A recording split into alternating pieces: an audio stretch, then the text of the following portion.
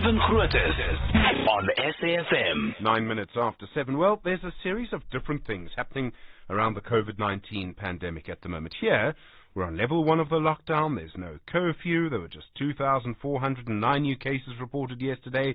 There are 715 people with COVID in ICU units in South Africa at the moment. In the United States, over 1.1 million new cases of COVID were reported yesterday. It seems the hospitalization rates may be increasing. So, where are we with the pandemic? What can we expect over the next few weeks and months? Well, the person to talk to, of course, is the epidemiologist. You know him, Professor Salim Abdool Karim. He joins us now. Professor Abdool Karim, good morning, and thanks so much for your time this morning. Good morning, Stephen. Happy New Year to you and the listeners. And to you.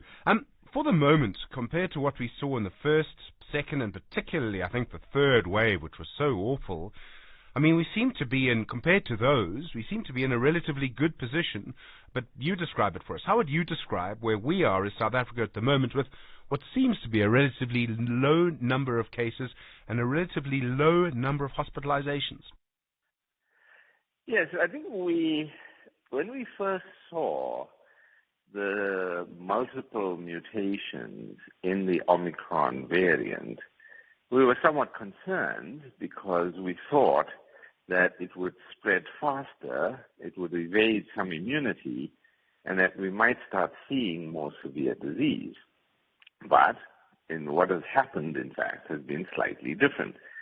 What we have seen is that this new variant enters cells and replicates in cells, grows in cells, differently from Delta and Beta before. In particular, this particular variant, Omicron, it doesn't grow well in lung cells, but grows really well. In fact, some estimates, 70 times better and more efficient in the cells in the nose. So what we call nasal epithelial cells. So that's the cells that line the nose and the back of the throat and go down into the bronchus. So what this new variant is doing, it is spreading much faster because it grows much more in the nose and leads to higher amounts of the virus.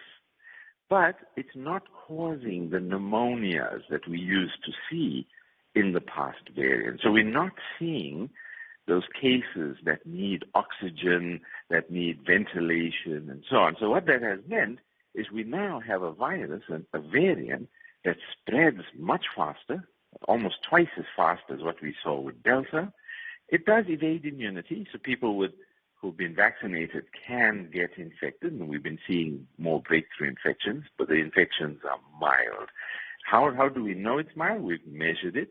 And what we've seen is that there are more people who get infected asymptomatically, in other words, no symptoms. Of those who get infected with symptoms, a much smaller proportion, about 1/4 as many, now require admission. So very much lower admission rates. Those who are admitted, much lower proportion. It's quite a small proportion that actually need oxygenation, mechanical ventilation. And we're seeing far fewer deaths, including far fewer excess deaths. So across the entire spectrum of what we know this disease to be, from asymptomatic to death, this new variant is much, much less severe. So, I mean, I realize a virus wants to replicate itself. It wants to be in as many people for as long a time as possible. This is why the Ebola virus is so unsuccessful, because it's a horrible way to look at it, but it has such a high mortality rate, it can't transfer to many people because it kills them so quickly. So is the Omicron variant an example of a virus that is making itself more transmissible and not killing its host? You're absolutely right. Now, viruses will evolve for advantage. So if there's an advantage conferred to the virus, it will use that advantage to gain dominance. And we saw that with Delta. It gained several advantages, including the fact that it had a much higher viral load, so it was much more infectious. So it used that, and it became globally dominant. We're likely to see Omicron do the same because it's using these advantages. Now, one of the important advantages that these viruses need is the ability to spread. The ability to spread and spread fast is quite important. And what we have seen systematically from the initial variant we had in South Africa to our second wave with Beta, our third wave with Delta, is that each new variant could spread more efficiently, could spread faster. And Omicron takes that to a new level. It spreads so much faster. And because it spreads so much faster, it uses up the available population much more quickly, and so it comes down quickly as well. Now, what we are likely to see now with future variants is that in order to displace Omicron, they are likely going to have to be able to spread even faster. And that would mean that if it's making people sick, if it's making them stay at home, go to hospital, and not spread the disease, then it would have a disadvantage compared to Omicron. So it is quite likely, and with this virus, nothing you can say is for sure. As soon as I say something, it will do something different. But just based on what we can see now, we can expect that future variants, in order to beat Omicron, would have to, in all likelihood, be even less severe. So that means then, and Professor, I take fully what you say, that nothing is for sure. In a best-case scenario, what could, let me choose those words carefully, may or could happen from here, is that it becomes just a less severe virus, that perhaps, maybe, the worst of the pandemic is behind us. So I'm very hesitant to say that. I think it is still too early to tell whether this trend is one that we can be quite confident will be the trend going forward. I would describe it more appropriately as this is a very promising trend, and we have to hope that it continues in this way, because there are multiple mutations of this virus that are still possible that can give it slightly different changes and so on. So I am not at this point sufficiently confident to say, that this disease is now a thing of the past. We can, go back to the way things were because it's going to now get much less severe. That's a likely scenario, but we have to be prepared for the alternate scenarios where it doesn't follow that trend. So having said that, I think that when we look at viruses and their ability to mutate, they can't mutate forever. There has to come a point where the virus is not mutating to advantage. Its mutations are only giving it a disadvantage. In scientific terms, we call that fitness, the ability of the virus to be fit to infect cells. As its fitness is compromised by mutations, then those mutations are a disadvantage to the virus. So the virus is going to reach a point where it can't really mutate much more to advantage. That's what we're waiting for, because that's the virus that will be the end game virus.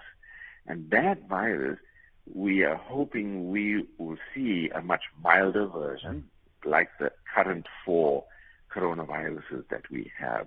When that's going to occur is anybody's guess. If I was a betting man, I would say probably within the next 2-3 years, we're likely to see the evolution of this virus to a point where it can't really mutate much more. But that's just a guess. I had before you explained how the virus is much better at getting into the nose and so bad at getting into the lungs, presumed that the reason that the low hospitalization rate was because we now all seem to have some level of immunity, vaccinations or having had the virus before or been exposed to it. Does that level of immunity still play a role? Yeah, so when you look at disease severity, particularly those individuals who have the most severe forms of it, where they need ventilation, we would expect that there are 2 things that impact that. The first is immunity, And you can have either immunity from vaccines or from natural infection, or the virus itself is changing.